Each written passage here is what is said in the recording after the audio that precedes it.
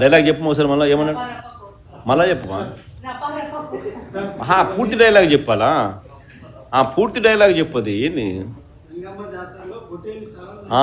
మళ్ళీ చెప్పు కొంచెం మైక్ తీసుకొని చెప్పు బాగా వినపడుతుంది నాకు ఏం జాతరలో మళ్ళీ చెప్పు గంగమ్మ జాతరలో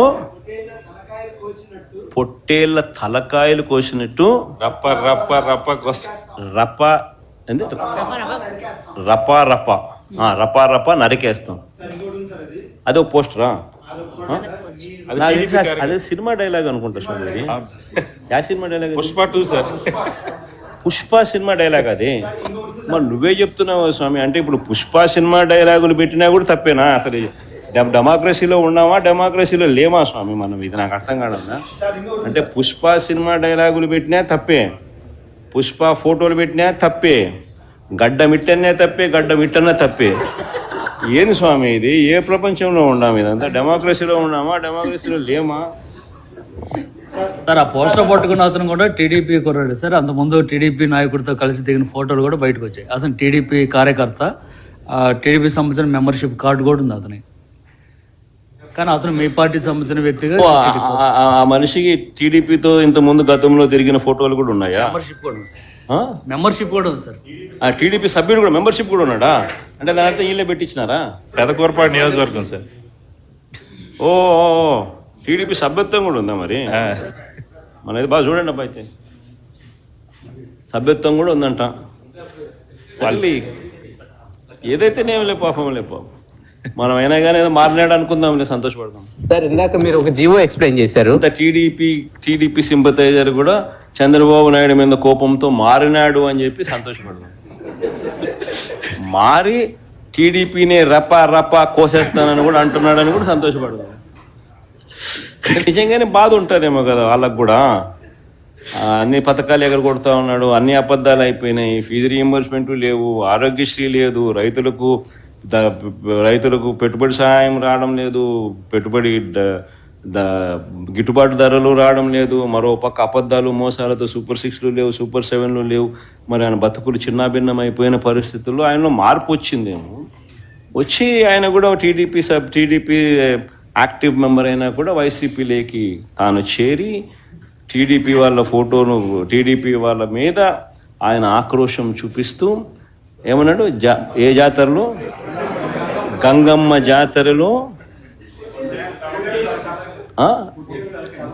పొట్టేళ్ళు తలలు నరికినట్టు రపా అని నరుకుతానని చెప్పి ఆయన అంటానంటే దాని అర్థమైంది. మరి చంద్రబాబు నాయుడు అనే వ్యక్తి ఇంత మోసం చేస్తూ ఉన్నాడు కాబట్టి ప్రజలు అంత కోపాన్ని చూపిస్తూ ఉన్నారు. అందులో వాళ్ళ కార్యకర్తనే వాళ్ళ నుంచి మారి వైసీపీలోకి వైసీపీ కార్యక్రమంలో పాలు పంచుకొని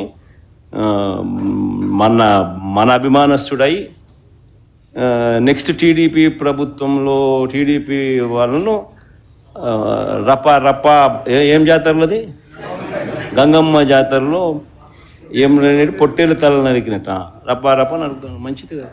public attention, that is their art or their intentions. అందుకే క్రిమినల్స్ ఎప్పుడు కూడా క్రిమినల్ బ్రెయిన్సే పనిచేస్తూనే ఉంటాయి. వాళ్ళకు నరికేస్తాం, చంపేస్తాం, రఫాడతాం,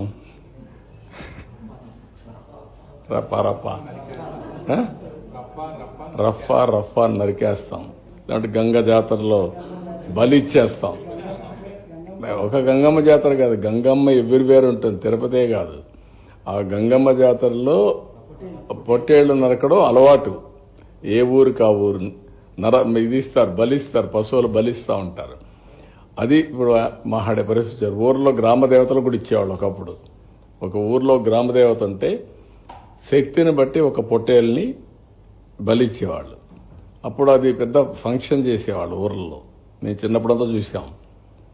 ఇంటికి ప్రతి ఒక్కడు పెంచేవాడు ఒకదాన్ని, ఒక పొట్టేలు పెంచేవాళ్ళు, కొనేవాళ్ళు. కొని దాన్ని బలిచ్చి అక్కడి నుంచి దాన్ని ఇచ్చేసేవాళ్ళు. అట్లా ఏరియాస్.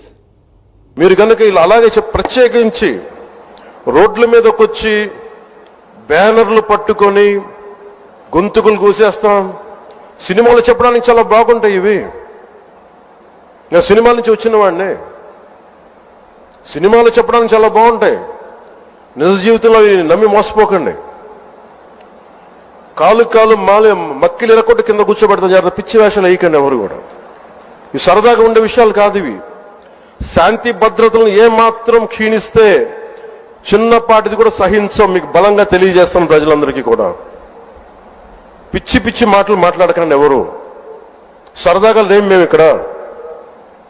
చాలా దెబ్బలు తిని వచ్చాం ఇక్కడ దాకా, చాలా దెబ్బలు తిని వచ్చాం. 5 స్టార్ హోటల్స్ లో ఉన్నా కానీ రక్షణ లేని పరిస్థితిలో ఉండేది. రోడ్ల మీదకి లాక్కొచ్చి మహిళలను కూడా వీళ్ళు జైల్లో పెట్టిన వ్యక్తులు. అవన్నీ తట్టుకొని నిలబడ్డామంటే ఇంకా మేము సంస్కారంగా ఉండాలి. With the constitutional guide lines, with in the frame work of law ఉండాలి. కాబట్టి చాలా పద్ధతిగా మాట్లాడుతున్నాం. అనవసరంగా రెచ్చగొట్టకండి ఇవన్నీ ఇలాంటి మాట్లాడి.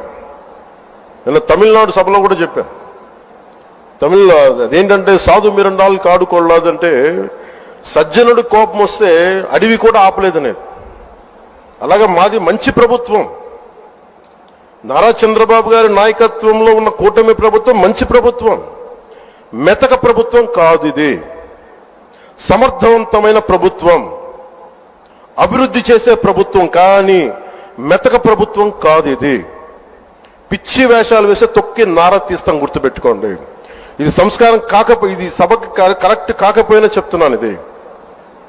ఎందుకంటే మేము చాలా దెబ్బలు తిని వచ్చాం కాబట్టి మళ్ళీ ప్రజల్లో భయాందోళన చేద్దామని పిచ్చి పిచ్చి వేషాలు వేస్తే ఏ మాత్రం ఉపేక్షించాం.